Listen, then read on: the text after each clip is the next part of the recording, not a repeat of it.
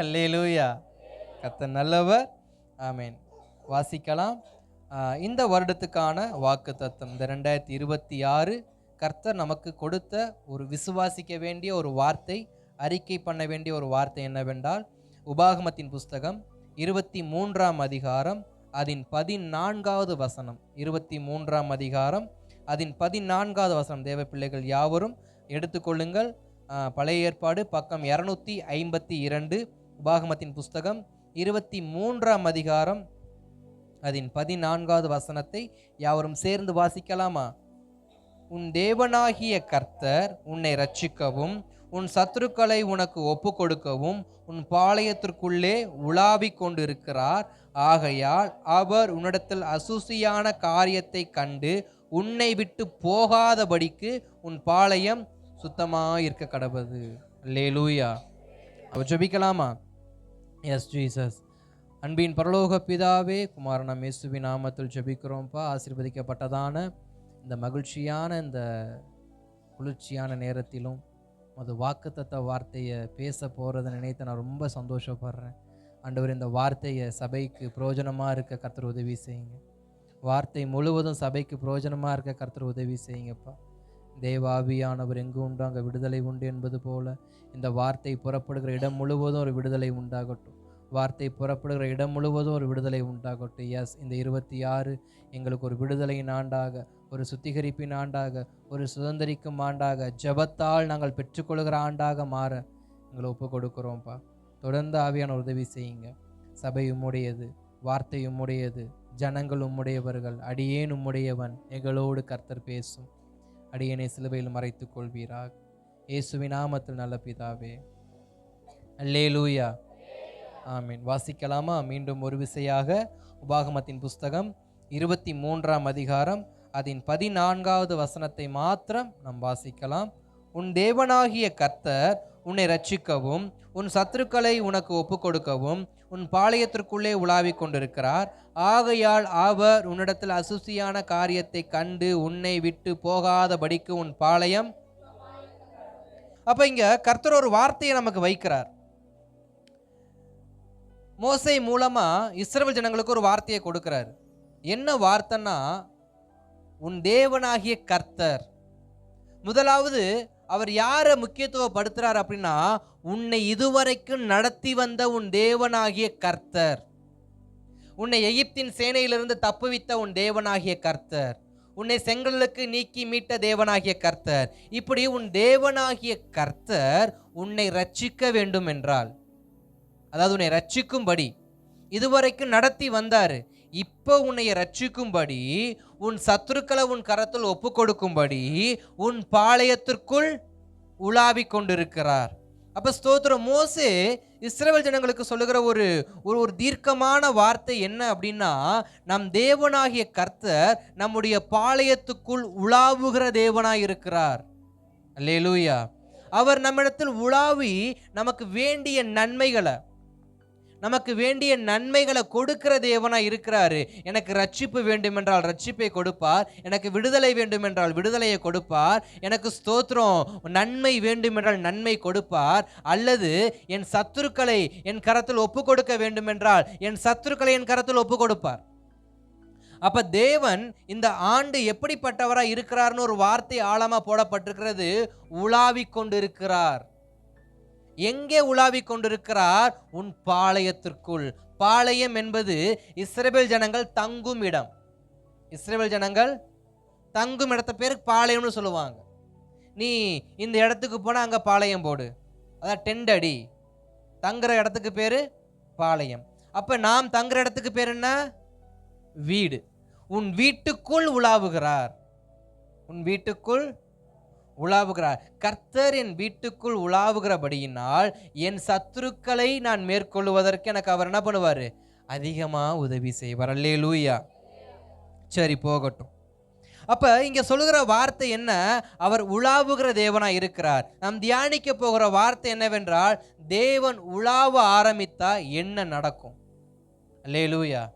தேவன் ஒரு பாளையத்துக்குள் உலாவ ஆரம்பித்தார்னா என்ன நடக்கும் என்பதை மாத்திரம் இன்றைக்கு நம்ம தியானிப்போம்.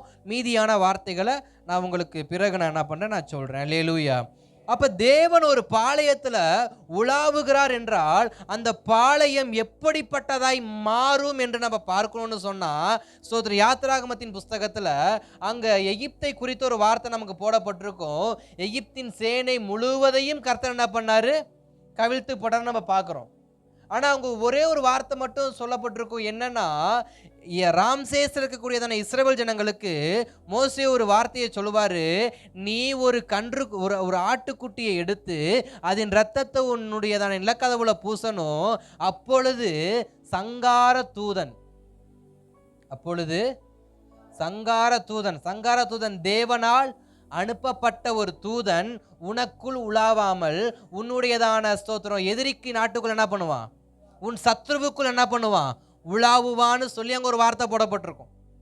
அப்ப தேவன் ஒரு பாளையத்துக்குள் உலாவுகிறார் என்றால், ஒன்று அவர் எனக்கு ரட்சிப்பை கொடுக்க உலாவுவார், இரண்டாவது என் சத்துருக்களை என் கரத்தில் ஒப்பு கொடுக்கும்படி உலாவுவார். அப்ப ஸ்தோத்திரம் மோசே சொல்லுகிறாரு, நீ ரத்தத்தை பூசு, நீ இயேசுவின் ரத்தத்தை உன் சுதந்திரமாக எடுத்துக்கொண்டு, இயேசுவின் ரத்தத்தை உன் விடுதலின் அடையாளமாக எடுத்துக்கொண்டு, இயேசுவின் ரத்தத்தை உன் மீட்பின் அடையாளமாக எடுத்துக்கொண்டு, இயேசுவின் ரத்தத்தை இந்த வருஷத்தின் வழிகாட்டியாய் நீ மாற்றுவாய் என்றால் அவர் உனக்கு உலாவுவார் உன் சத்துருக்களை ஒப்பு கொடுக்கும்படியாக.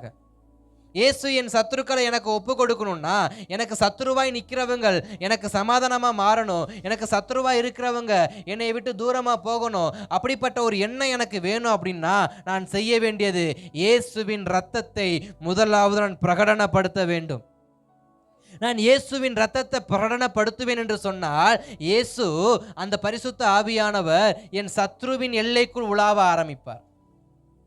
அவர் சத்ருவின் எல்லைக்குள் உலாவும் பொழுது அங்க நடந்த சம்பவம் நமக்கு நல்லா தெரியும். எகிப்துல ஒரு தலைச்சன் பிள்ளைகளும் இல்லாதபடிக்கு கர்த்தர் என்ன பண்ணாருக்கு? அந்த இரவு நேரத்துல ஒரு பெரிய சங்காரத்தை ஏற்படுத்தினாரு. அப்ப ஸ்தோத்திரம், என்னுடைய எதிரி என் கரத்தில் ஒப்பு கொடுக்கப்படணும்னா நான் ரத்தத்தின் சுதந்திரவாளியாய் மாறணும். அல்லேலூயா. வசனம் எப்படி போட்டிருக்கு? உன் தேவனாகிய கர்த்தர், உன் இயேசு உன்னை ரட்சிக்க வேண்டும் என்றால், உன் இயேசு உன்னை எதிரியின் கரத்திலிருந்து மீட்க வேண்டும் என்றால், நீ அவரின் ரத்தத்துக்கு உரியவனாய் முதலாவது மாற வேண்டும். இந்த 2026 வருஷத்துல நான் இயேசுவின் ரத்தத்துக்கு உட்படாமல் நான் சொல்ற கொஞ்சம் ஒரு கால் வெளியே, ஒரு கால் கரையில, ஒரு கால் ஆத்துல, நான் இப்படி இருமனம் உள்ளவனாக, நான் குந்தி குந்தி நடக்கிறவனாக, ரத்தத்தையும் பிடிக்காம சோதர வெளியவும் போகாம இருமனம் உள்ளவனா இல்லாதபடிக்கு நான் ரத்தத்துக்கு உடனாளியாய் மாற வேண்டும். இயேசு கிறிஸ்துவின் ரத்தம் சகல பாவங்களை நீக்கி நம்மை சுத்திகரிக்கும். அப்ப என் பாளையம் சுத்திகரிக்கப்படணும்னா இயேசுவின் ரத்தத்தால் நான் முதலாவது சுத்திகரிக்கப்பட வேண்டும். இந்த 2026 ஒரு தீர்மானம் வேணும். என்ன தீர்மானம் தெரியுமா? எனக்குள் பாவமான காரியம் செயல்படக்கூடாது, பாவத்தின் நிழல் வெளிப்படக்கூடாது, பாவத்தின் சாயல் வெளிப்படக்கூடாது, பாவத்தின் பேச்சு வெளிப்படக்கூடாது. என இயேசு கிறிஸ்துவின் ரத்தம் சகல பாவங்களை நீக்கி நம்மை சுத்திகரிக்கும். நான் இயேசு கிறிஸ்துவின் ரத்தத்துக்கு உரியவனாய், ரத்தத்துக்கு பங்குள்ளவனாய், ரத்தத்துக்கு உடனாளியாய் மாறும் பொழுது அவர் அந்த ரத்தத்தை கண்டு என் சத்துருக்களை எனக்கு ஒப்பு கொடுக்கும்படி அவர் என் சத்துருவின் பாளையத்திற்குள் உலாவுகிற தேவனாய் இருக்கிறார். என் பாளையத்துக்குள் மாத்திரம் கர்த்தர் உலாவ மாட்டார், என் சத்ருவின் பாளையத்துக்குள்ளும் அவர் உலாவுவார். எப்படி உலாவுவார் தெரியுமா? என் அடையாளமாகிய இயேசுவின் ரத்தத்தை கண்டு என்னை விட்டு விலகி என் சத்ருவின் பாளையத்துக்குள் உலாவுவார். உலாவி அவனை முற்றிலும் தரை மட்டுமாக்கி என்னிடத்துல என்ன பண்ணுவார்? அது வரைக்கும் அடங்காத பார்வோன் அப்ப அடங்குறான். காரணம் என்ன? இதுக்கு மேல இழக்க ஒண்ணும் இல்லை. எப்படி என் சத்துருவை கர்த்தர் எனக்கு ஒப்பு கொடுப்பார் அப்படின்னா, அவனிடத்தில் இருக்கும் அனைத்தையும் எடுத்து விட்டுட்டு இனி ஒன்றும் இல்லாமல் இருக்கும் பொழுது, பலவீனனாய் இருக்கும் பொழுது அவனை என் கரத்தில் கொடுப்பார். அவன் சொல்லுவான், தயவு செஞ்சு நீ போயிரு, தயவு செஞ்சு. இப்ப ரட்சிப்பு கிடைச்சிருச்சா? இப்ப விடுதலை கிடைச்சிருச்சா? இப்ப மீட்பு கிடைச்சிருச்சா? இப்ப அவர் பாளையத்துக்குள் உலாவுகிற தேவனா இருக்கிறார்னா எப்படி உலாவுவாரு? அந்த ரத்தத்தை பார்த்து, ஓ இவன் என் பையன், இவனுக்கு விரோதமா செயல்படுறவன் எகிப்தின் பார்வோன், அப்ப அவனுடைய பாளையத்துக்குள்ள தான் என்ன பண்ணணும்? உலாவணும். அப்ப அப்போ முதலாவது என் சத்ரு என் கரத்தில் ஒப்பு கொடுக்கப்படணும்னா என் தேவனாகிய கர்த்தர் அவன் பாளையத்திற்குள் போக வேண்டும் என்றால் நான் அவர் இரத்தத்துக்கு கீழ்ப்படுகிறவனாய் மாறணும். அல்லேலூயா. இயேசு கிறிஸ்துவின் இரத்தத்துக்கு கீழ்ப்படிவது என்பது சாதாரண கீழ்ப்படிதல் இல்லை. ஆவி, ஆத்துமா, சரீரம், தூக்கம் எல்லாத்தையும் தியாகம் பண்ணணும். அல்லேலூயா, அல்லேலூயா. கர்த்தர் நல்லவர். அப்ப ஸ்தோத்திரம். முதலாவது நான் ரத்தத்துக்கு உடன்படியாய் மாறணும், ரத்தத்துக்கு உடனாளியாக மாறணும். இது முதல். இரண்டாவது சொல்றேன், எனக்கு குறிச்சு வச்சுக்காங்க. நியாயாதிபதிகள் புஸ்தகம் 15ஆம் அதிகாரத்தின் 14வது வசனம் ஒரு வார்த்தை இருக்கு. நியாயாதிபதிகள் புஸ்தகம் 15ஆம் அதிகாரம் அங்கு 14வது வார்த்தையாக ஒரு வார்த்தை சொல்லப்பட்டிருக்கும். என்ன வார்த்தை என்றால்,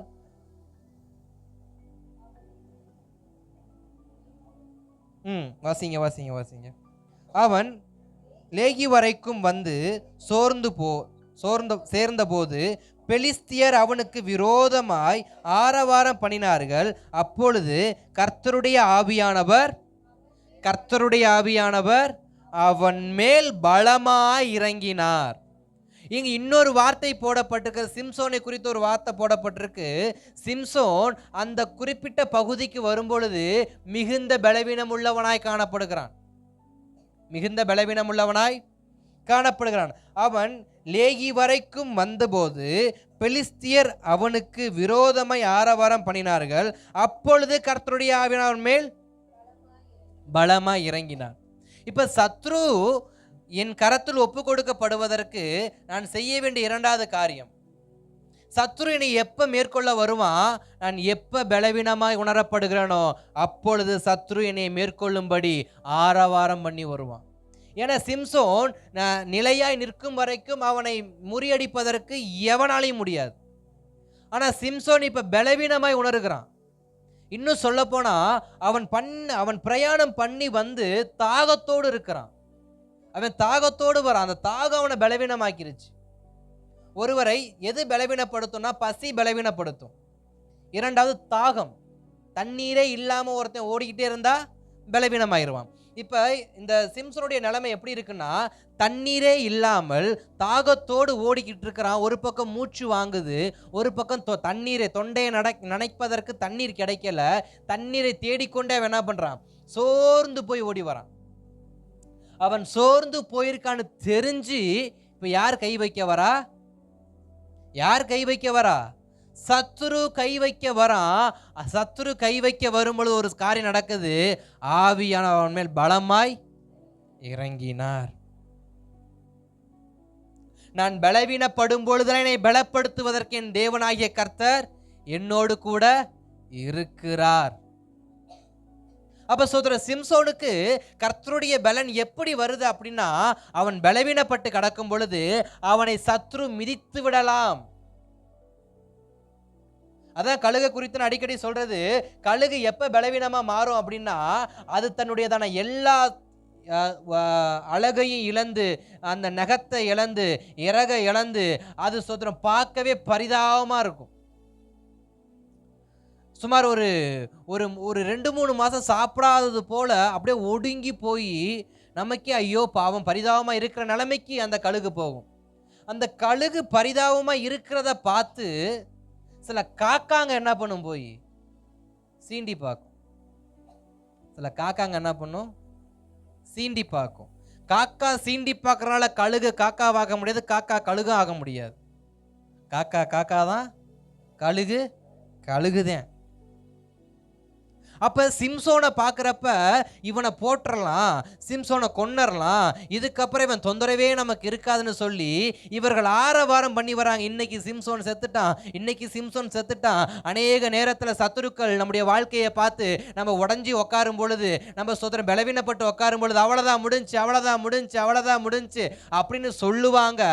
ஆனால் நம்ம விசுவாசிக்க வேண்டிய ஒரு விஷயம், நான் எப்பொழுதெல்லாம் பலவீனப்படுகிறேனோ, நான் எப்பொழுதெல்லாம் பலவீனமாய் உணர்கிறேனோ, நான் எப்பொழுதெல்லாம் சோர்ந்து போய் உட்காரனோ அப்பொழுதெல்லாம் என்னை நிரப்புவதற்கு ஒரு பரிசுத்த ஆவியானவர் எனக்கு முன்பாக நிற்கிறார். அங்கே அவனை பலப்படுத்தின தேவன், அங்கே அவனை நிரப்பின தேவன் என்னை இந்த வருஷத்தில் அநேக இடத்துல நிரப்பி என்னை மேற்கொள்ளுகிற ஒரு பாத்திரமாய் மாற்றுவதற்கு என் தேவன் போதுமானவராக இருக்கிறார். அல்லேலூயா.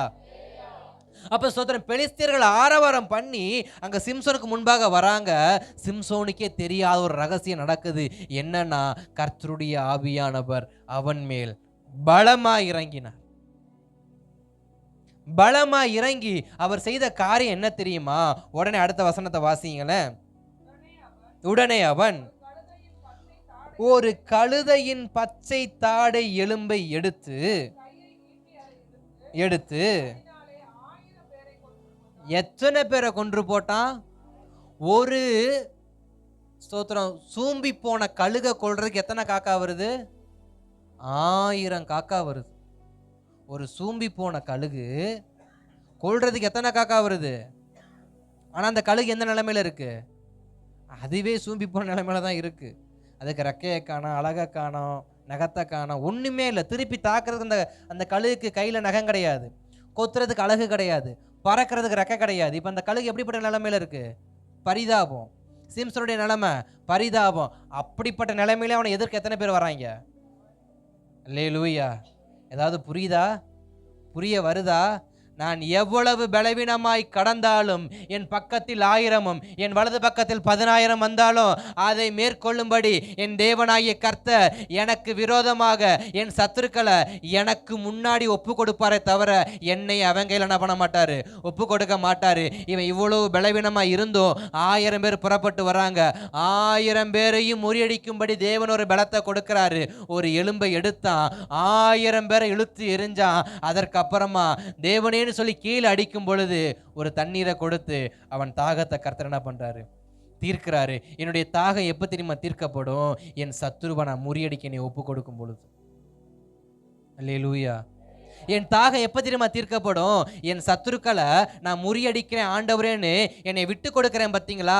எப்போ ஒரு தேவ பிள்ளை தன்னை கர்த்தருக்கு விட்டு கொடுக்க ஆரம்பிக்குதோ அன்றைக்கு சத்துருவை கர்த்தரை ஒப்பு கொடுக்க ஆரம்பிப்பாரு. அங்க நல்லா அந்த இடத்த வாசிச்சு பாருங்க. அதுக்கப்புறம் வாசிச்சு பாருங்க. பின்னாடியே 18க்கு அப்புறம் கூட வாசிச்சு பாருங்களேன். அவன் மிகவும் தாகம் அடைந்து கர்த்தரை நோக்கி கூப்பிட்டு, தேவரீர் உமது அடியேன் கையில் இந்த பெரிய ரட்சிப்பை கட்டளையிட்டிருக்க இப்பொழுது நான் தாகத்தால் செத்து என்றான். இப்ப கேட்கிறான், நான் இவ்வளவும் பண்ணிட்டேன் ஆண்டவரே, இப்ப நான் தாகத்தால சாகணுமா? நான் ஏற்கனவே நொந்து வெந்து போய் வந்தேன், அதோட சேர்த்து நான் 1000 பேரையும் கொன்னுட்டேன், இப்ப நான் அடுத்து என்ன செய்யறது அப்படிங்கிறப்ப சிம்சோன் கேட்கிறார், நான் தாகத்தால செத்துருவேன் அப்படிங்கிறப்பதான் அதற்கு அப்புறமா அந்த வசனத்தை வாசி. அப்பொழுது தேவன் லேகியில் உள்ள பள்ளத்தாக்கை பிளக்க பண்ணினார், அதிலிருந்து தண்ணீர் ஓடி வந்தது, அவன் குடித்த போது அவன் உயிர் திரும்ப வந்தது, அவன் பிழைத்தான். ஆனபடியால் அதற்கு என்ன கோரி என்று பெயர் வைக்கப்பட்டது. அப்ப என்னுடைய தாகம் எப்ப தீர்க்கப்படும்?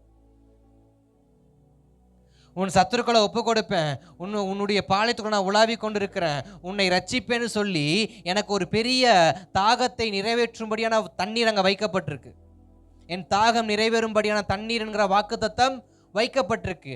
ஆனால் எப்பொழுது அது எனக்கு கிடைக்கும்?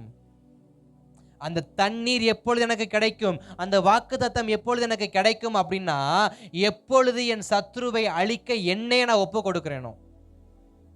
உன் பாளையத்தை அசுசி இல்லாமல் சுத்திகரிக்க எப்பொழுது ஒப்பு கொடுக்கிறாயோ அப்பொழுது மகிமை காணுவாய்.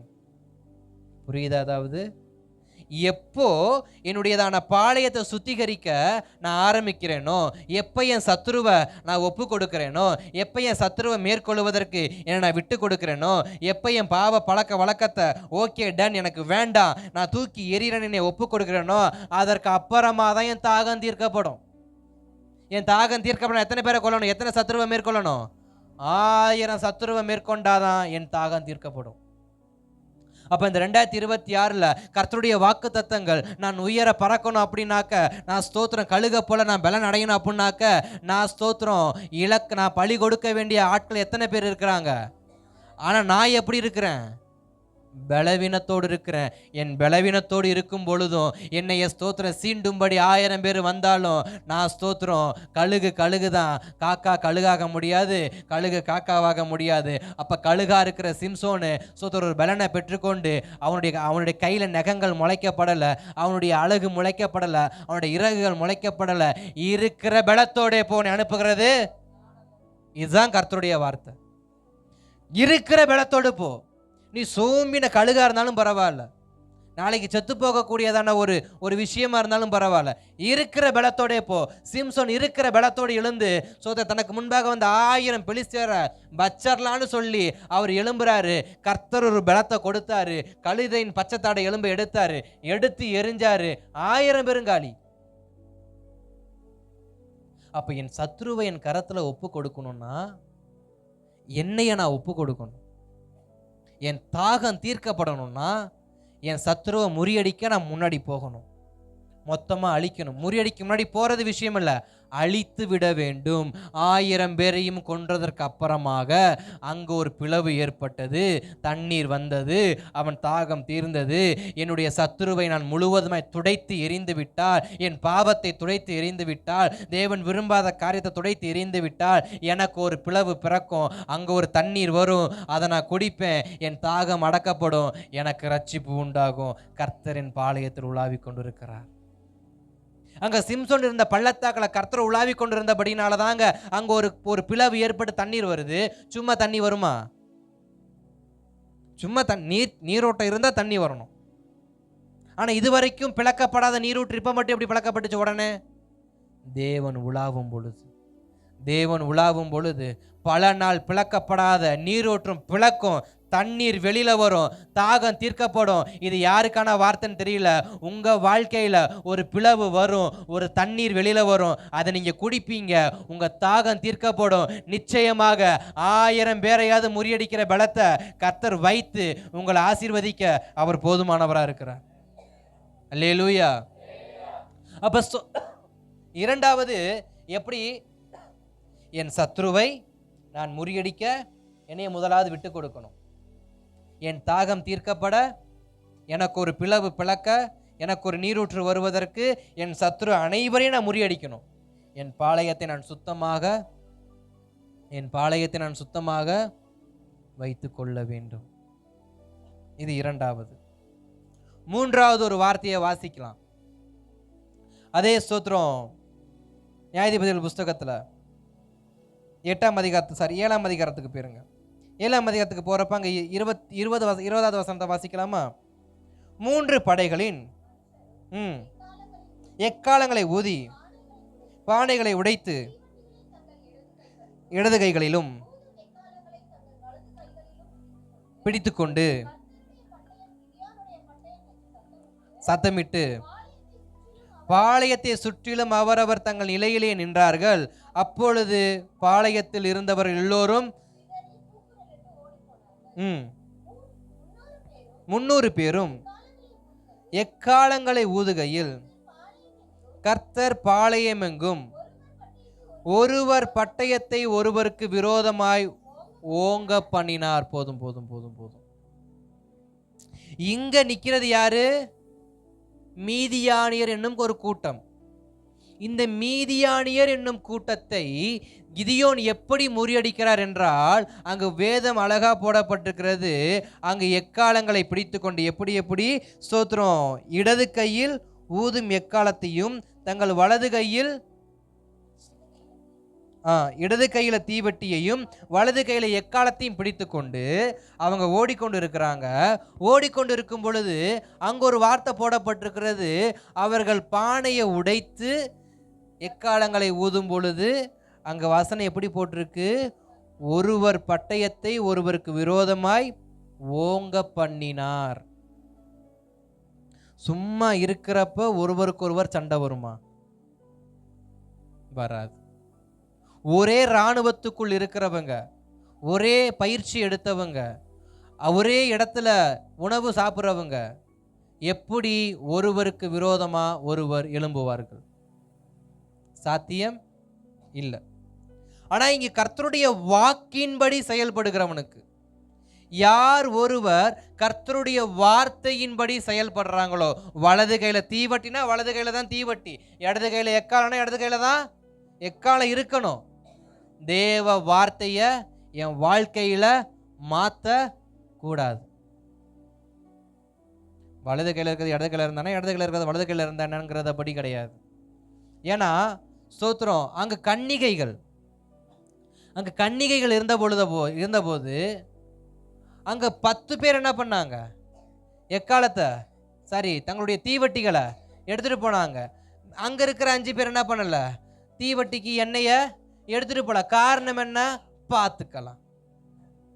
யார் ஒருவர் கர்த்தருடைய வேதத்தில் இரவும் பகலும் தியானமா இருக்கிறாங்களோ அவர்கள் பாக்கியவான்கள். யார் கர்த்தருடைய வேதத்தை தீவிரமா எடுத்துக்கொள்கிறார்களோ, அதுதான் முக்கியம். தீவிரமாய், வலது கையிலனா வலது கையில தான், இடது கையிலனா இடது கையில தான். தீவிரமாய் யார் ஒருவர் கர்த்தருடைய வார்த்தையை தீவிரமாய் அதி தீவிரமாய் எடுத்துக்கொண்டு செயல்படுகிறார்களோ அவர்களுடைய சத்ருவை கர்த்தர் அவர்கள் கரத்தில் ஒப்பு கொடுப்பார். உதாரணத்துக்கு சொல்லணும் அப்படின்னா, தாவீதுக்கும் சவுலுக்கும் ஒரே ஒரு ஒற்றுமை இருக்கு. என்ன ஒற்றுமை? 2 பேருமே இஸ்ரவேல் தேசத்துக்கு 40 வருஷம் ராஜாவா இருந்தவங்க. ஆனா என்ன, இவன் வார்த்தையை தீவிரமாய் எடுத்துக்கொண்டான் தாவீது, சவுல் வார்த்தையை தீவிரமாய் எடுத்துக்கொள்ளவில்லை. அபிஷேகம் பண்ணினதுக்கு விரோதமாக நான் கை வைக்க மாட்டேன் என்ற கர்த்தருடைய வார்த்தையை தாவீது தீவிரமாய் எடுத்துக்கொண்டான். சவுல் அதை அஜாக்கிரதையா எடுத்துக்கொண்டான். சவுல் அதை எடுத்துக்கல. எல்லாத்தையும் கொண்டு விட்டு வான்னு சொன்னாக்க இவர் பாதி எடுத்துட்டு வந்து நிக்கிறாரு. தீவிரமா எடுத்துக்கல. இன்றைக்கும் இந்த 2026 கர்த்தர் நமக்கு கொடுக்கிற வார்த்தையை நான் தீவிரமா எடுத்துக்கணும். நான் பைபிள் படிக்கிறப்ப எனக்கு ஒரு வார்த்தையை கொடுக்கிறாரா, நான் தீவிரமா எடுத்துக்கணும். நான் ஜெபிக்கிறப்ப ஒரு வார்த்தையை ஞாபகப்படுத்துறாரா, அதை நான் தீவிரமா பின்பற்றணும். இல்லை ஆராதிக்கும் பொழுது ஒரு வார்த்தையை ஞாபகப்படுத்துறாரா, நான் தீவிரமா பின்பற்றணும். யார் ஒருவர் கர்த்தருடைய வார்த்தையை தீவிரமாய் பின்பற்றுகிறார்களோ, நெத்தலை குத்தலையா கிடையாது, தீவிரமாய், அந்த தீவிரமாய் பின்பற்றி அவர்கள் எக்காலத்தை ஊதும் பொழுது கர்த்தர் ஒருவருக்கொருவர், நான் வேதத்தின் வார்த்தையின்படி சரியாய் செயல்படுவேன் என்றால், வேத வார்த்தைக்கு என் வாழ்க்கையை நான் சரியாய் வாழுவேன் என்றால், என் எதிரியை நான் தொடக்கூட தேவையில்லை. என் எதிரியை நான் தொடக்கூட தேவையில்லை.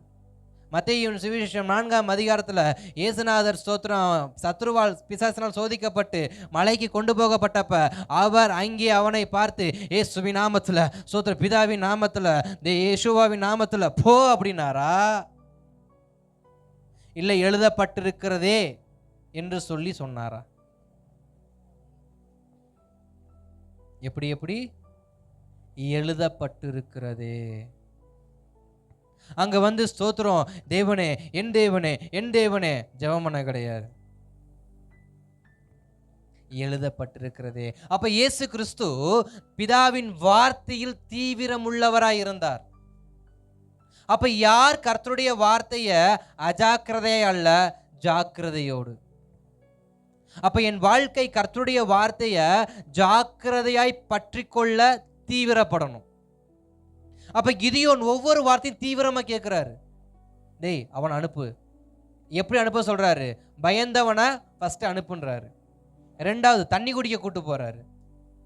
நக்கி குடிக்கிறவன அள்ளி குடிக்கிறவன 2 விதமா பிரிச்சு விடுறாரு. பிரிச்சு விடுறப்ப கிதியோன் கவனமா கேட்கிறாரு. இதுல கிதியோன் வந்து அள்ளி குடிச்சோன்னா உள்ள வச்சுக்கிட்டு நக்கி குடிச்சோன்னு வெளியே வரட்டிட்டு இருந்தா நீங்க பொழப்பெண்ணா இருக்கும், தலைகீழா மாறி இருக்கும் கிதியோனுக்கு. நம்மளுடைய வாழ்க்கையில அப்படிதான் பண்றோம். அநேக நேரத்தில் அவசரத்தில் அண்டாக்குள்ள கைவிட்ட மாதிரி கர்த்தருடைய வார்த்தையை கேட்டு இதைத்தான் ஆண்டவர் சொன்னார். முதல்ல கர்த்தருடைய வார்த்தையை கேட்க தீவிரமா இருக்கணும். ஒரு ரேஷன் கடைக்கு போறோம், ரேகை வைக்கிறோம், கழுத விழுகலை, இல்லை ஏற்கனவே நீ தோரம்பருப்பு வாங்கிட்ட, உளுந்தம்பருப்பு வாங்கிட்ட, சர்க்கரையை வாங்கிட்டேன்னாக்க அடுத்த செகண்டு அதை அலசி ஆராயிறது கிடையாது. எவன்டா வாங்கின எனக்கு தெரியாம என் வீட்டில் இருக்கிறேன்னு. ஒரு ரேஷன் கடை சீனியை ஆராய தெரிஞ்ச எனக்கு கர்த்தருடைய வேதத்தை என்ன பண்ண தெரியல, ஆராய தெரியல.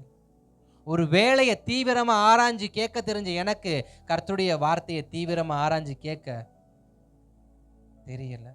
ஒரு ஒரு பணத்தை இழந்த எனக்கு அது எப்படி போச்சு, எங்க போச்சு, ஏதா போச்சுன்னு தீவிரமா தேட தெரிஞ்ச எனக்கு வேதத்தை தேட தெரியல. கர்த்தருடைய வேதத்தை இரவும் பகலும் தியானமா இருக்கிற மனுஷன் அவன் எங்க உட்காரப்பட்டிருக்கிறான்? நீர்க்கால்கள் ஓரத்தில் நடப்பட்ட மரமாய் தன் காலத்தில் தன் கனியை தந்து இலையுதிராதிருக்கிற மரத்தை போலிருப்பான். அவன் செய்வதெல்லாம் அல்லேலூயா. அப்ப யார் கர்த்தருடைய வார்த்தையை தீவிரமா எடுக்கிறாங்களோ, யார் தீவிரமா எடுக்கிறாங்க? கிதியோன் தீவிரமா எடுத்தாரு. கிதியோனுக்கு கர்த்தர் அவர் சத்துருக்களை ஒப்பு கொடுக்க ஒரு முக்கியத்துவமான காரியம் என்னன்னா, கிதியோன் கர்த்தர் சொன்ன அனைத்தையும் செஞ்சார். போய் உங்க அப்பாவோட பாகாலுடைய வழிபடத்தை உடனாரு போய் உடச்சிட்டு வந்தாரு. கர்த்தருடைய சித்தம்னு வந்துட்டா, தகப்பனா இருந்தாலும் சரி, குடும்பமா இருந்தாலும் சரி, நெருங்கிய நண்பனா இருந்தாலும் சரி, யாரா இருந்தாலும் சரி, முதலாவது சித்தத்துக்கு ஒப்பு கொடு, அப்புறமா அவனுடைய பாசத்துக்கு ஒப்பு கொடு. இன்றைக்கு பாசத்துக்கு ஒப்பு கொடுத்து சித்தத்தை விட்டு ஓடிடுறோம். அல்லேலூயா. பாசத்துக்கு விட்டு கொடுத்து சித்தத்தை விட்டு ஓடிடுறோம். சித்தமா பாசமா இன்னைக்கு பாதி பேர் பாசம் பாயாசம் தான் உட்காந்துட்டு இருக்கோம். பாயாசம் அதிகமாக சாப்பிட்டா என்ன ஆகும்? பாசம் அதிகமாக வச்சா அதே கன்றாவி தான் வரும். சுகர் அதிகமாக எடுத்தால் சுகர் வரும். பாயாசம் அதிகமாக சாப்பிட்டா சுகர் வரும். அப்போ பாசத்தை அதிகமாக எடுத்தால் ஹார்ட் வீக் ஆகும், இருதயம் பலவீனப்பட ஆரம்பிக்கும். அதனால் அதிகமாக பாசம் வைக்காதீங்க. கர்த்தரிடத்துல மட்டும் வச்சா போதும். நேசிங்க, கணவரை நேசிங்க, மனைவியை நேசிங்க, பிள்ளையை நேசிங்க, தாய் தகப்பனை நேசிங்க. ஆனால் அப்படியே ரொம்ப அக்கறை நொக்கரையாக இருக்கிற மாதிரி என்ன பண்ணாதீங்க, போய் நிற்காதீங்க. நீயே வலிக்கு விழுந்து மூளை இந்த பக்கமாக அந்த பக்கமாக திரும்பி கிடப்பா. அப்போ திரும்பி விட ஆள் இல்லாமல் கிடப்பா. பாசம் வைக்கணும், பாயாசமும் வைக்கணும். விருந்தில் சோறை வைக்கிறாங்களா, பாயாசத்தை அதிகமாக வைக்கிறாங்களா? பாயாசம் எதில் வைக்கிறாங்க? அளந்து தான் வைப்பாங்க கப்புல. ஏன்னா அது அதிகமாக குடித்தா ஒன்று வாந்தி வரும், இல்லை ஏதாவது ஒன்று நடக்கும். பாசமும் அளவாக வச்சா அந்த வாழ்க்கை உருப்பிடும். யாருக்குன்னு தெரில. கர்த்தர் நல்லவர், ஸ்தோத்திரம். நான் ஆரம்பித்த பாயிண்ட் வேறு, இங்கே போகிற பாயிண்ட் வேறு. ஏன்னு தெரில, இருக்கட்டும். யாருக்குன்னு தெரில, வேணுங்கிறவங்க வச்சுக்காங்க அந்த வார்த்தையை. அல்லேலூயா. சரி, எதில் விட்டேன்? இப்போ பாளையத்தில் விட்டேன். அப்போ கர்த்தர் கிதியோனுக்கு கிதியோனுக்கு மீதியானுடையதான அனைத்து இராணுவத்தையும் ஒப்பு கொடுக்க என்ன காரணம்? வார்த்தையை கவனமாய் கேட்டு அதன்படி செயல்பட்டதால். கேட்க வேண்டும், செயல்பட வேண்டும். கேட்க தீவிரமாய் இருக்க வேண்டும். கர்த்தருடைய வார்த்தையை கேட்பதற்கு தீவிரமாய் இருக்கணும், ஓடணும், செயல்படுத்தும்படி ஓடணும். ஒவ்வொரையும் கிதியோன் கேட்டு கேட்டு கேட்டு கேட்டு கடைசியில் வலது கையில் எதப்படி இடது கையில் எதப்படிங்கிறப்ப அப்போ கூட கிதியோன், ஏண்டவர் இது எந்த கையில் பிடிச்ச? இல்லை, அவர் சொன்னபடியே நான் பிடிக்கிறேன், அவர் சொன்னபடியே நான் பிடிக்கிறேன், எனக்கு விடுதலை கன்ஃபார்ம். அல்லேலூயா, அல்லேலூயா, அல்லேலூயா. அப்போ ஸ்தோத்திரம். யார் ஒருவர் கர்த்தருடையதான சித்தத்தின்படி செயல்படுறாங்களோ அவங்களுக்கு கர்த்தர் வைத்திருக்கிறதான ஒரு மிகப்பெரிய நன்மை தெரியுமா? அவன் காரியம் அனைத்தையும் ஜெயமுள்ளதாய் மாற்றுவான். அவன் காரியம் முழுக்க ஜெயமுள்ளதாய் மாற்றுவான். கர்மேல் பர்வதத்துல எலியாவை நம்ம பார்த்தோம். கர்மேல் பர்வதத்துல நமக்கு எலியாவை நல்லா தெரியும். நான் ஓரளவு ஓடிடுறேன், நான் ஸ்தோத்திரம் குறிப்பிடா சொல்ல விரும்பல. எலியாவுக்கு கர்மேல் பர்வதத்தில் என்ன வேலை? ஒரு வேலையும் இல்லை. ஆனா கர்த்தர் எலியாவை கர்மேல் பர்வதத்துக்கு அழைத்து வந்து அங்கே ஒரு சவாலான காரியத்தை செய்ய வைக்கிறார். 850 தீர்க்கதரிசிகளை முறியடிக்கும் போது அங்க ஒரு கூக்குரல். என்ன கூக்குரல்? கர்த்தரே தேவன், கர்த்தரே தேவன். அப்ப கர்த்தரே தெய்வம், கர்த்தரே தெய்வம் என்று என் சத்துருக்கள் சொல்ல வேண்டும் என்றால், அல்லது எனக்கு நெருக்கமாக இருக்கிறவர்கள் கர்த்தரே தெய்வம், கர்த்தரே தெய்வம் என்று சொல்ல வேண்டும் என்றால், அவனை மோசம் போக்குகிற 850 பாதைகளை நான் நிர்மூலமாக்கணும். 850 பாதைகளை நான் நிர்மூலமாக்கணும். அங்க ஸ்தோத்திரம். எலியா ஒரு வார்த்தை அழகா சொல்றாரு. ஆண்டவரே, நான் ஒருவன் மாத்திரம் தாப்பா இருக்கேன், நான் ஒருவன் மாத்திரம் தான் இருக்கேன், பூரா பேர் என்ன பண்ணிட்டாங்க, போயிட்டாங்க, பாதி பேர் செத்துட்டாங்க, நான் ஒருத்தன் தான் மீதி இருக்கிறேன், நான் ஒருத்தனா இருந்து என்ன பண்ண போறேன்? அநேகர் கேட்கலாம், நீ மட்டும் ரட்சிக்கப்பட்டு என்னத்த, நீ சர்ச்சுக்கு போய் என்னத்த, எல்லாரும் இங்க இருக்கிற நீ மட்டும் என்ன புதுசா கேட்கலாம். ஆனா நீ மட்டும் என்று சொல்லி கர்மேல் பர்வதத்துக்கு ஒண்டியா ஒரு மனுஷன் வந்தாரு பார்த்தீங்களா, அந்த ஒரு மனுஷனை வச்சுதான் 850 பேரை நிர்மூலமாக்கி கர்த்தரே தேவன் கர்த்தரே தேவன்னு ஒரு பெரும் கூக்குரலை கர்த்தர் அங்க செய்ய வைக்க காரணம் என்ன? கூட்டமா போனவனல்ல, ஒண்டியா போனவன. ஒருவன் 1000 இருவன் சேர்ந்தா 10,000 துரத்தலாம், அது வார்த்தை. ஆனா இங்கு சோதரன் எலியா தேவனுடைய காரியத்தை செய்யறதுக்கு கூட்டு சேர்ந்து என்ன பண்ணல, ஆனா சொல்றாரு, நான் ஒருத்தன் தான் ஆண்டவர் இருக்கிறேன், எல்லா பயலும் ஓடிட்டான், செத்துட்டான், பாதி பேர் ஓடிட்டான், நான் ஒருத்தன் தான் இருக்கிறேன். அவர் சொல்றாரு, நீ ஒருத்தன் தான் இருக்கிறதுனாலதான் அவன் என்ன பண்ண சொல்றேன், போக சொல்றேன். நான் ஒருவனா இருக்கிறேன் என்று சொல்லி எனக்கு கொடுக்கப்பட்டதான தரிசனத்தை நான் இழந்துவிட கூடாது. எனக்கு கொடுத்த தரிசனத்தை, எனக்கு கொடுத்த வார்த்தையை நான் செயல்படுத்துவதற்கு கொஞ்சம் சூத்திரம் பார்த்துக்கலாம், வச்சுக்கலாம் அப்படின்னு இருந்தா அன்றைக்கு நிறைவேற வேண்டிய ரட்சிப்பு நிறைவேறி இருக்காது. அப்ப என்னைய கொண்டு கர்த்தர் ஒரு காரியத்தை செய்யணும் அப்படின்னா அதுக்கு நான் என்னை விட்டு கொடுத்துடணும். ஐயோ கொலை பண்றது தப்பு ஆண்டவர், இல்ல பண்ணலன்னா அவன் உன்னை என்ன பண்ணிடுவான், உன் தேசத்தை என்ன பண்ணிடுவான், ஒழிச்சு கட்டிடுவான். அப்ப சில காரியத்துக்காக தேவ சமூகத்தை நம்ம ஜெபிக்கும் பொழுது அதை கர்த்தர் செய்ய சொல்லுகிற பிரகாரமாக செஞ்சுட்டு போறது நமக்கு ரொம்ப ரொம்ப ரொம்ப ரொம்ப ரொம்ப ஆசீர்வாதமானது. இல்ல ஆண்டவரே, அப்படி இல்லை ஆண்டவரே, இப்படி இல்லை ஆண்டவரேன்னு சொல்லிட்டு என் ஜீவனை, என் சாட்சியை என்ன பண்ணிடக்கூடாது, இழந்துடக்கூடாது. அல்லேலூயா. கடைசியாக தானியேலின் புஸ்தகத்துல சாத்ராக் மேஷாக் ஆபேத்நேகோவை குறித்து நமக்கு நன்றாக தெரியும். சாத்ராக் மேஷாக் ஆபேத்நேகோ குறித்து நமக்கு நன்றாக தெரியும். அங்க சொல்லப்பட்ட ஒரு விஷயம் என்னன்னா, சாத்ராக் மேஷாக் ஆபேத்நேகோவை அக்கினி ஜுவாலைக்குள் என்ன பண்ணாங்க, போட்ட சம்பவம் நமக்கு நன்றாக தெரியும். ஆனா அங்க இன்னொரு வார்த்தை போடப்பட்டிருக்கு. என்ன வார்த்தைன்னா, நாங்கள் ஆராதிக்கிற தேவன் எங்களை தப்புவிக்க வல்லவராய் இருக்கிறார், அவர் எரிகிற அக்கினி சூளைக்கும் ராஜாவாகிய உம்முடைய கைக்கும் நீங்களாக்கி விடுவிப்பார் அப்படின்னு சொல்லிட்டு இவங்க போயிட்டாங்க. 22வது வசனம் சொல்லுகிறது, ராஜாவின் கட்டளை கடுமையா இருந்தபடியினால் சூளை மிகவும் சூடாக்கப்பட்டிருந்தது, அக்கினி ஜுவாலையானது சாத்ராக் மேஷாக் ஆபேத்நேகோ என்பவர்களை தூக்கி கொண்டு போட்ட புருஷர்களை கொன்று போட்டது. ஆனால் சாத்ராக் மேஷாக் ஆபேத்நேகோ எப்படிப்பட்டவங்களா இருக்கிறாங்களா, 25வது வசனத்தை வாசிக்கிறப்ப, அதற்கு அவன், இதோ 4 பேர் விடுதலையாய் அக்கினியில் நடுவில் உலாவுகிறதை. அப்ப ஸ்தோத்திரம், அங்கு தேவன் 3வது யாரை செயல்படுத்த வைக்கிறார், என்னை உலாவ வைக்கிறார், என்னையும் உலாவ வைக்கிறார். எப்படி என்னை உலாவ வைக்கிறார், நான் தேவனுடையதான சித்தத்தின் மேல் வைராக்கியமா இருந்தபடியினால். வைராக்கியம் கொண்ட மனுஷன், வேதத்துல பயங்கர வைராக்கியமான மனுஷங்கள்ல அநேகர் இருக்கிறாங்க. அதுல வாலிபத்துல வைராக்கியமா இருந்த சாத்ராக் மேஷாக் ஆபேத்நேகோவும் சரி, ஸ்தோத்திரம், யோசேப்பும் சரி, தானியேலும் சரி, தங்கள் வைராக்கியத்தில் நின்றபடியினால் கர்த்தர் அவர்களுக்காக செய்த காரியங்கள் பயங்கரமானது. சித்தத்தின்படி செய்கிறவன் எவனோ, எவன் கீழ்ப்படுகிறானோ, அதே போல எவன் ஒருவன் கர்த்தருடைய வார்த்தைக்கு தன்னை ஸ்தோத்திரம் வைராக்கியமா நிறுத்துகிறானோ. யோசேப்பு சொன்னாரு, கர்த்தரனைய பார்க்கிறான், நான் பாவம் செய்வது எப்படி, வைராக்கியமா நிறுத்தினாரு. இந்த வீட்டுல எனக்கு எல்லா இடத்துலயும் அதிகாரம் இருக்கு, ஆனால் உன்னிடத்துல மட்டும் எனக்கு அதிகாரம் கிடையாது, வைராக்கியமா நிக்கிறாரு. தானியேல் நிக்கிறாரு, எனக்கு மரக்கறியை கொடுத்தா போதும்பா, ஓ மாமிசம் எனக்கு வேண்டாம், எனக்கு மரக்கறியை மட்டும் கொடு, எனக்கு பருப்பை மட்டும் கொடு, நான் எப்படிப்பட்டனா மாறி காட்டுன்னு மட்டும் பாருன்னு சொல்லி அவரு தன்னை நிரூபிச்சு காட்டுறாரு. சாத்ராக் மேஷாக் ஆபேத்நேகோ சிலையெல்லாம் வணங்க முடியாது, அவனை போ சொல்லு, நாங்க ஆராதிக்கிற தேவனை தப்புவிக்க வல்லவரா இருக்கிற ராஜாவாதி அவனை எனக்கு என்ன, வைராக்கியம் பண்ணிக்கிறாங்க.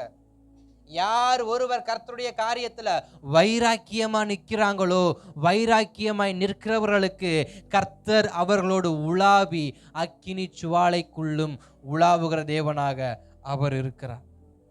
நீ எவ்வளவு கடுமையான இடத்துக்கு போனாலும் சரி, ஏழா பள்ளத்தாக்குல போய் நின்னாலும் சரி, அக்கினி சூளைக்குள்ள தூக்கி எறியப்பட்டு இருந்தாலும் சரி, ஸ்தோத்திரம், வெளிப்படுத்தல சொல்லப்பட்ட அந்த வனாந்தரத்தை தூக்கி போட்டாலும் சரி, பத்மு தீவுல தூக்கி போட்டாலும் சரி, என்னோடு உலாவுகிறவர் என்னோடு கூட இருக்கிறார். ரோமர் கழுதுற நிருபத்துல பார்க்கிறப்ப அந்த கடைசி சாப்டர்ல வரும்பொழுது பவுல் சொல்வாரு, நான் சிறைப்படுத்தப்பட்டு இருக்கிறேன், நான் சிறைப்படுத்தப்பட்டு இருக்கிறேன். அவர் சிறை வைக்கப்பட்டது உண்மைதான், ஆனா சிறை என்பது நிரந்தரம் அல்ல. அந்த சிறையின் மத்தியிலையும் ஒரு பெரிய ஊழியத்தை ஆண்டவர் என்ன பண்ணாரு, செய்ய வச்சார். அப்ப வைராக்கியம் இருக்கு என்றால் இடம் அவருக்கு முக்கியம் அல்ல. நீ சிறைப்பட்டு இருக்கலாம், ஆனா வைராக்கியம் இருக்கணும். நீ ஸ்தோத்திரம் உபத்திரவப்படுத்தப்பட்டிருக்கலாம், ஆனா வைராக்கியம் இருக்கணும். உனக்குள்ள அவமானமான பொய்யான வழக்குகள் போடப்பட்டிருக்கலாம், ஆனா உனக்குள்ள வைராக்கியம் இருக்கணும். யாருக்குள்ள வைராக்கியங்கள் பற்றி எரிகிறதோ அவர்களை கொண்டு கர்த்தர் செய்கிற காரியங்கள் ஆச்சரியமாயிருக்கும். அப்ப சாத்ராக் மேஷாக் ஆபேத்நேகோ என்பவர்கள் தங்களுடையதான பலவீனத்தில் வைராக்கியமாக, நான் வணங்க மாட்டேன், தன் ஆராதனை முறையில் அவன் வைராக்கியமா இருக்கிறான். 2026 அந்த வருஷத்துல உங்க ஆராதனை முறையில் நீங்க வைராக்கியமா இருந்து பாருங்க. உங்க ஆராதனை முறையில வைராக்கியமா இருந்து பாருங்க. நான் இப்படிதான் ஆராதிப்பேன், ஞாயிற்றுக்கிழமை ஆராதனைக்கு நான் போவேன், இடைப்பட்ட நாளா உபவாச கூட்டமா நான் போவேன், ஸ்பெஷல் மீட்டிங்கா நான் போவேன். 2026 அதிகமாய் ஆராதிக்க உங்களை விட்டு கொடுங்க. கர்த்தரை ஆராதிக்க, கண்டவங்களை ஆராதிக்க அல்ல, கர்த்தரை ஆராதிக்க. ஏன்னா எலெக்ஷன் வேற வருது, போட தூக்கிக்கிட்டு கொடியை தூக்கிட்டு என்ன பண்ணிடக்கூடாது, பிரியாணிக்கும் 100 ரூபா போட்டின காசுக்கும் ஓடிடக்கூடாது. அந்த பின்னாடி ஓடுறதுக்கு பதிலாக ஆலயத்துக்கு என்ன பண்ணலாம்? ஆமாவா இல்லையா? என்ன அம்மா சைஸா பார்க்குறீங்க? சரி இருக்கட்டும், நியூ இயர்னாலே என் வாய் அப்படித்தான். கர்த்தர் நல்லவர், அல்லேலூயா. அப்ப யார் ஆராதிக்க அதிகமா விட்டு கொடுக்கிறாங்களோ, உறவுகள் வரட்டும், சொந்தங்கள் வரட்டும், நண்பர்கள் வரட்டும், யாரும் வேண்டான்னு சொல்லக்கூடாது, வரட்டும். ஆனா என் ஆராதனை முறையின்படி நான் போய் ஆராதிப்பேன். என் ஆராதனை முறையில நான் போய் கர்த்தரை ஆராதிப்பேன். இப்ப சாத்ராக் மேஷாக் ஆபேத்நேகோ எனக்கு அரச பதவி கொடுத்தாலும் சரி, கொடுக்காட்டினாலும் சரி, எனக்கு நீ சோறு போட்டாலும் சரி, போடாட்டினாலும் சரி, அந்த ராஜா என் தலையை வெட்டினாலும் சரி, வெட்டாட்டாலும் சரி, நான் அவனை நமஸ்கரிக்க மாட்டேன். எனக்கு ஒரு ட்ரெடிஷ்னல் இருக்கு, எனக்கு ஒரு ஆராதனை முறை இருக்கு. பத்திரத்தில் கையெழுத்து போட்டு இருந்தாலும் நான் ஜெபம் பண்ணத்தான் போவேன். உன்னால் என்ன பண்ண முடியுமோ பண்ணிக்க போ. அப்ப வைராக்கியம் உள்ள மனுஷன் யார்? வைராக்கியம் வேணும். கர்த்தருடைய காரியத்தை செய்யறதுக்கு வைராக்கியம் வேணும். வைராக்கியம் இல்லாம புறப்பட்டு போய் என்ன பிரயோஜனம்? 2026 வந்துட்டோம், என்ன வைராக்கியம் நமக்குள்ள இருக்கு? நம்முடைய வாழ்க்கையை குறித்து ஒரு வைராக்கியம் இருக்கா? இல்லை ஆவிக்குரிய வாழ்க்கையை குறித்து ஒரு வைராக்கியம் இருக்கா? இல்லை குடும்பத்தை குறித்து ஒரு வைராக்கியம் இருக்கா? வைராக்கியம் இல்லாமல், தரிசனம் இல்லாமல் எதையும் கடந்து போக முடியாது. ஒரு வைராக்கியம், ஒரு தரிசனம் இருந்தால் அதை நிறைவேற்ற வேண்டும் என்று ஓடுவோம். தரிசனம் இல்லாமலே ஓடணும் என்றால் என் வாழ்க்கையின் ஓட்டத்தில் ஒரு பிரயோஜனமும் இருக்காது. என் வாழ்க்கையின் ஓட்டம் பிரயோஜனம் உள்ளதாய் மாற வேண்டும் என்றால் நான் தரிசனம் உள்ளவனாய் மாறணும், அதாவது வைராக்கியம் உள்ளவனாய் மாறணும். அல்லேலூயா, அல்லேலூயா. கர்த்தர் நல்லவர். அப்ப நமக்கு கொடுக்கப்பட்ட வார்த்தை என்ன? அவர் உன் பாளையத்துக்குள் உலாவிக் கொண்டிருக்கிறார். அவர் உன் பாளையத்துக்குள், அவர் என் பாளையத்தில் உலாவுவதற்கு என்ன செய்ய வேண்டும்? முதலாவது என்ன பார்த்தோம்? அவர் இரத்தத்தின் உடனாளியாக மாற வேண்டும். ராம்சேஸ், எகிப்து தேசம். இரண்டாவது, என்னுடைய சத்துருக்களை முறியடிக்க என்னைய விட்டு கொடுக்கும் பொழுது எனக்கான ஒரு பிளவு திறக்கும், எனக்கான ஒரு பிளவு திறக்கப்படும் பொழுது அந்த பிளவிலிருந்து வரக்கூடிய தண்ணீர் என் தாகத்தை தீர்க்கும். நான் எவ்வளவு பலவீனமான கழுகாக இருந்தாலும் நான் கழுகுதான், நான் கழுகுதான். என் பலத்தை நான் ஒவ்வொரு முறையும் வெளிக்கொண்டு வர வேண்டும், ஒவ்வொரு முறையும் வெளிக்கொண்டு வர வேண்டும். கர்மேல் பர்வதத்தில் நான் யார் ஒருவனாய் இருந்தாலும் சரி, தனித்து விடப்பட்டிருந்தாலும் சரி, போய் நிற்கணும். கர்மேல் பர்வதத்தில் போய் நிற்கணும். சாத்ராக் மேஷாக் ஆபேத்நேகோ போல வைராக்கியம்னு காட்டணும். பார்த்துக்கலாம், வைராக்கியம்னு காட்டணும். அப்ப தேவன் என் பாளையத்தில் உலாவுவதற்கு நான் வைராக்கியம் உள்ளவனாய், சத்துருவை ஒப்பு கொடுக்கிறவனாய், என் பாளையத்தை சுத்திகரிக்கிறவனாய், இரத்தத்துக்கு கீழ்ப்படுகிறவனாய், சுத்தரம் பாவம் இல்லாதவனாய் என் வாழ்க்கையை நான் வாழ வேண்டும். அல்லேலூயா, அல்லேலூயா, ஆமென். அப்படியே நாம் யாவரும் எளிமை நின்று தேவ சமூகத்தில், ஆண்டவர் என்னை விட்டு கொடுக்கிறேன்ப்பா, என்னை விட்டு கொடுக்கிறேன், என்னை விட்டு கொடுக்கிறேன், உம்முடைய வார்த்தைக்கு என்னை விட்டு கொடுக்கிறேன்ப்பா, உம்முடைய வார்த்தைக்கு என்னை விட்டு கொடுக்கிறேன், உமது வார்த்தைக்கு என்னை விட்டு கொடுக்கிறேன். ஆண்டவரை எண்ணி முடியாத காரியங்களை என் வாழ்க்கையில் நீங்கள் செய்கிற தேவன் தானேப்பா. என்னை விட்டு கொடுக்கிறேன், என்னை விட்டு கொடுக்கிறேன், என்னை அதிகமாக விட்டு கொடுக்கிறேன், என்னை அதிகமாக விட்டு கொடுக்கிறேன், என்னை அதிகமாக விட்டு கொடுக்கிறேன், என்னை அதிகமாக விட்டு கொடுக்கிறேன், என்னை அதிகமாக விட்டு கொடுக்கிறேன். ஹல்லேலூயா.